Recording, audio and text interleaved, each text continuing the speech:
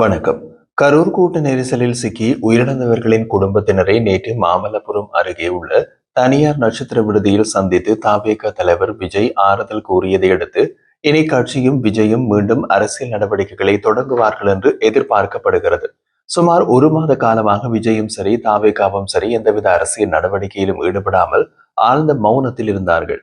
அது கூட ஒரு அரசியல் வியூகம்தான்.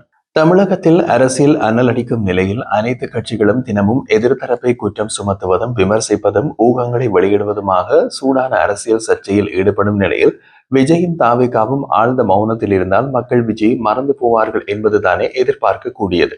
ஆனால் அது தலைகீழாக நடந்தது. மற்ற கட்சிகள் தங்களை பற்றி பேசுவதை விட விஜய் மற்றும் தாவேகா பற்றி அதிகம் பேசினார்கள். சிலர் விஜய்க்கு பரிந்து பேசினார்கள், சிலர் விமர்சித்து பேசினார்கள். எப்படி இருந்தாலும் விஜய் மௌனமாக இருந்து ஒரு மாத காலத்தில் தமிழக அரசியல் அரங்கில் அவர் அனைத்து கட்சியினரின் பேசு பொருளாக இருந்தார்.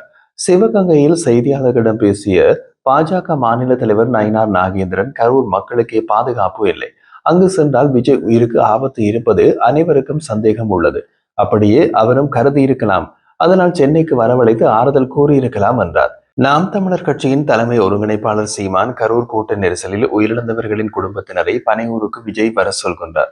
தேர்தலில் வாக்குப்பதிவு இயந்திரங்களை பனையூரில் வைத்து அங்கு வந்த மக்களை வாக்களிக்க சொல்வாரா என்றும் கேள்வி எழுப்பினார். பண்ணையார் கூட பஞ்சாயத்து ஆலமரத்துக்கு வருவார்.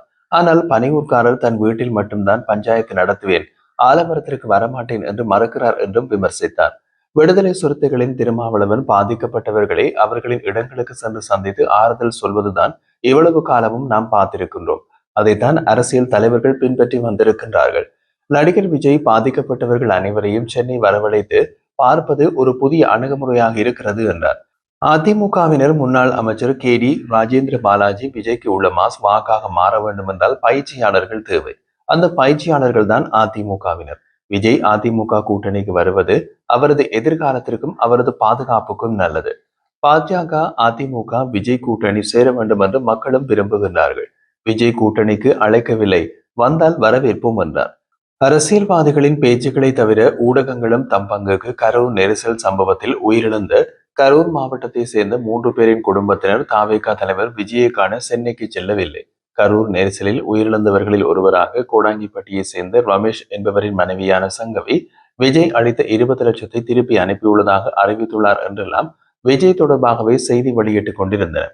இப்படியாக விஜய் மௌனமாக இருந்தாலும் அந்த ஒரு மாதமும் ஊடகங்களில் அவரது பெயரே அடிபட்டு கொண்டிருந்தது. எம்ஜிஆர் களத்தில் சுடப்பட்டு ஓய்வு எடுத்துக் கொண்டிருந்த போது அவரை சந்தித்தார் அறிஞர் அண்ணா. அப்போது தேர்தல் பிரச்சாரத்துக்கு எப்போது வர வேண்டும் என்று கேட்ட எம்ஜிஆரிடம் அண்ணா கூறியது, நீங்கள் நன்றாக ஓய்வெடுத்துக் கொள்ளுங்கள், பிரச்சாரத்துக்கு வர வேண்டாம், அதற்கு பதிலாக தொண்டையில் பேண்டேஜ் போட்ட போட்டோ ஒன்று கொடுங்கள், அதுவே போதும், தேர்தலில் நாங்கள் ஜெயித்து விடுவோம் என்றார். எம்ஜிஆர் தொண்டையில் பேண்டேஜ் போட்ட போட்டோ தமிழ்நாடெங்கும் திமுக பிரச்சார போஸ்டர்களில் இருக்க திமுக மாபெரும் வெற்றி பெற்றது. அதே எம்ஜிஆர் தமிழக தேர்தலில் நியூயார்க் புரூக்ளின் மருத்துவமனையில் படுத்துக்கொண்டே ஜெயித்து முதலமைச்சர் ஆனார். கிட்டத்தட்ட அதே போலவே விஜய் வாயை திறக்காமலேயே தமிழக அரசியலில் அனைத்து கட்சியினரின் பேசு பொருளானார். விஜய் பற்றி பேசுவதில் ஆளும் கட்சியாக திமுக ஓரளவுக்கு உஷாராக உள்ளது.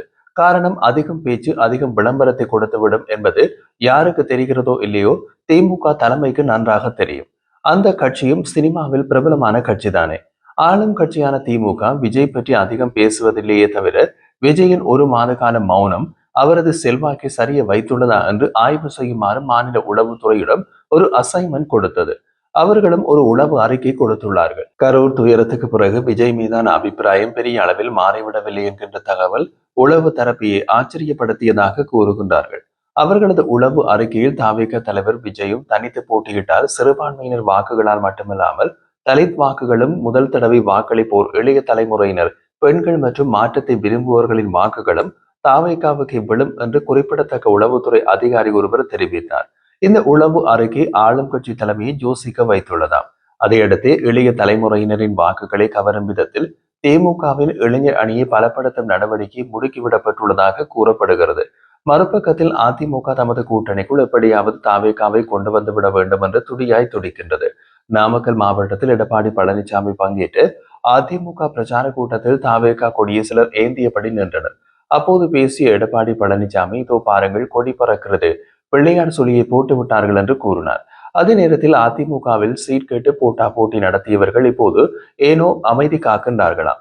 தாவேகாவும் வந்து கூட்டணி வலுவாக அமைந்தால் மட்டுமே சீட் பெறலாம், இல்லாவிட்டால் பணத்துக்கு பங்கமின்றி ஒதுங்கிக் கொள்ளலாம் என்கின்ற முடிவுக்கு பலரும் வந்து விட்டார்களாம். இது குறித்து சீனியர் மாஜிக்கள் சிலர் எடப்பாடியிடம் பேச நான் முயற்சித்துக் கொண்டுதானே இருக்கின்றேன் என்றாராம். கூட்டணியை டெல்லியும் பார்த்துக் கொள்வதாக சொல்லிவிட்டார்கள், அதனால் அதற்கான முயற்சியை நாம் எடுக்க வேண்டியதில்லை என்று சொன்னாராம். சிறு சிறு கட்சிகளை கூட்டணிக்கு கொண்டு வரும் ஏற்பாடுகளை கூட அவர் செய்யாமல் இருப்பதுதான் நிர்வாகிகளை ரொம்பவே வருத்தப்படுத்துகிறதா. மறுபக்கத்தில் வாக்காளர் பட்டியலில் சிறப்பு தீவிர திருத்தம் எஸ்ஐஆர் தொடர்பாக அரசியல் கட்சிகளிடையே ஒருவித கலக்கம் காணப்படுகின்றது. தமிழ்நாட்டில் இந்த நடைமுறை பலரை வாக்காளர் பட்டியலில் இருந்து நீக்கிவிடலாம் என்பதே அச்சத்தின் காரணம். சிறப்பு வாக்காளர் பட்டியல் திருத்த பணியின் 2ஆம் கட்ட பணி பீகாரை தொடர்ந்து தமிழ்நாடு உட்பட 12 மாநிலங்கள் மற்றும் யூனியன் பிரதேசங்களில் நவம்பர் 4ஆம் தேதி தொடங்கும் என்று தேர்தல் கமிஷன் அறிவித்துள்ளது. இதனையடுத்து வாக்காளர் பட்டியலில் சிறப்பு தீவிர திருத்தம் அறிவிக்கப்பட்டுள்ள நிலையில் இந்த விவகாரத்தில் அடுத்த கட்ட நடவடிக்கைகள் குறித்து ஆலோசிக்க முதலமைச்சர் மு.க.ஸ்டாலின் தலைமையில் திமுக கூட்டணி கட்சிகளின் கூட்டம் நடைபெற்றது. முதலமைச்சர் தலைமையிலான ஆலோசனையில் காங்கிரஸ், விசிக, இந்திய Communist, Marxist Communist, Vaiko, Thangabalu, Velmurugan, Veerapandian, Balakrishnan ஆகியோர் பங்கேற்றுள்ளனர். இந்த கூட்டத்தில் நவம்பர் 2ஆம் தேதி அனைத்து கட்சி கூட்டம் நடத்த முடிவு செய்யப்பட்டது. அந்த கூட்டத்தில் தமிழ்நாட்டிலும் வாக்காளர் பட்டியல் சிறப்பு தீவிர திருத்தம் எஸ்ஐஆர், வாக்குரிமை பறிப்பை தடுப்போம், வாக்கு திருட்டை முறியடிப்போம் என்று முழங்கியுள்ளார்கள். தேர்தலுக்கு மிக நெருக்கத்தில், அதுவும் பருவமழை காலமான நவம்பர், டிசம்பர் மாதங்களில் சிறப்பு வாக்காளர் பட்டியல் திருத்த பணியை மேற்கொள்வது நடைமுறை சவால்கள் நிறைந்தது. அவசர கதியில் செய்யப்படும் எஸ்ஐஆர் நடவடிக்கை மக்களின் வாக்குரிமையை பறித்து பாஜகவுக்கு சாதகமான தேர்தல் ஆணையத்தால் நடத்தப்படும் சதியாக அமைந்துள்ளது என்பது ஆளும் கட்சியின் கருத்து. ஏற்கனவே பீகாரில் பெண்கள், சிறுபான்மையினர், பட்டியல், பழங்குடியின மக்கள் உள்ளிட்டோர் அதிக அளவில் வாக்காளர் பட்டியலிலிருந்து நீக்கப்பட்டதாக கூறப்படுகிறது. தவிர இந்த நடவடிக்கைகளில் வெளிப்படைத்தன்மை இல்லாததும் சேர்ந்து கடும் சந்தேகத்தினை அனைவரது மனதிலும் எழுப்பியிருக்கின்றது. தமிழ்நாட்டில் அடுத்த வாரம் முதல் சிறப்பு வாக்காளர் பட்டியல் திருத்த பணி மேற்கொள்ளப்படும் என்று தேர்தல் ஆணையம் அறிவித்துள்ள நிலையில் திமுக தமது கூட்டணி கட்சிகளுடன் கலந்து பேசி இருக்கிறது. இந்த நடைமுறை ஆளும் கட்சியை மட்டுமின்றி அனைத்து கட்சிகளையும் பாதிக்கும் என்பதால் நவம்பர் 2ஆம் தேதி தமிழ்நாட்டில் உள்ள அனைத்து அரசியல் கட்சிகளையும் அழைத்து அடுத்த கட்ட நடவடிக்கைகள் குறித்து ஆலோசிக்க ஒரு கூட்டம் நடத்தும் திட்டத்தில் உள்ளது திமுக. அதே நேரத்தில் இந்திய தேர்தல் ஆணையம் அறிவித்துள்ள வாக்காளர் பட்டியலின் சிறப்பு தீவிர திருத்தத்தை அதிமுக முழு மனதுடன் வரவேற்கிறது என்று அதிமுக அமைப்பு செயலாளர் ஜெயக்குமார் தெரிவித்துள்ளார். அவரது கூற்றின்படி 2023ஆம் ஆண்டு நடைபெற்ற ஈரோடு கிழக்கு சட்டமன்ற இடைத்தேர்தலின் போது வெளியிடப்பட்ட வாக்காளர் பட்டியலில் அந்த தொகுதியில் வசிக்காத 40,000 பேர்கள் வாக்காளர் பட்டியலில் இடம்பெற்றிருந்தது. அதே போல் சுமார் 8,000 பேர் இறந்த வாக்காளர்களின் பெயர்களும் பட்டியலில் இடம்பெற்றிருந்தது. இதற்கு ஆதாரங்களை அதிமுகவின் சார்பில் தேர்தல் ஆணையத்திற்கு புகாராக கொண்டு சென்றும் அதை பற்றி தேர்தல் ஆணையம் கண்டுகொள்ளவில்லை. இடைத்தேர்தல் முடியும் வரை அந்த பெயர்கள் நீக்கப்படவில்லை. அதேபோல் 2024 நாடாளுமன்ற தேர்தலின் போது தமிழகம் முழுவதும் இரட்டை வாக்குகள் இறந்தவர்கள் மற்றும் முகவரி மாற்றம் செய்தவர்களில் பெயர்கள் வாக்காளர் பட்டியலில் இருந்து நீக்கப்படவில்லை. இது குறித்து சம்பந்தப்பட்ட மாவட்ட தேர்தல் அலுவலர்களிடம், இந்திய தேர்தல் ஆணையத்திடமும் புகார்கள் கொடுக்கப்பட்டும் எவ்வித நடவடிக்கையும் எடுக்கப்படவில்லை. 2024ஆம் ஆண்டு சென்னை ஆர்கே நகர சட்டமன்ற தொகுதியில் இந்திய தேர்தல் ஆணையம் வெளியிட்ட வாக்காளர் பட்டியலில் இரட்டை வாக்குகள், முகவரி மாற்றம் மற்றும் இறந்தவர்கள் ஆகியோரின் பெயர்கள் நீக்கப்படவில்லை என்று சென்னை உயர்நீதிமன்றத்தில் அனைத்து இந்திய அண்ணா திராவிட முன்னேற்ற கழகத்தின் சார்பில் வழக்கு தொடரப்பட்டது. அதனைத் தொடர்ந்து சென்னை உயர்நீதிமன்ற நீதியரசர்களின் உத்தரவுப்படி தேர்தல் ஆணையம் வாக்காளர் பட்டியலை ஆய்வு செய்து ஆர்கே நகர தொகுதியில் மற்றும் இன்று வரை சுமார் 31,000 பெயர்கள் நீக்கப்பட்டுள்ளன. மீதமுள்ள பெயர்கள் மீதான விசாரணைகள் தொடர்ந்தும் நடைபெற்று வருகிறது என்கிறார்.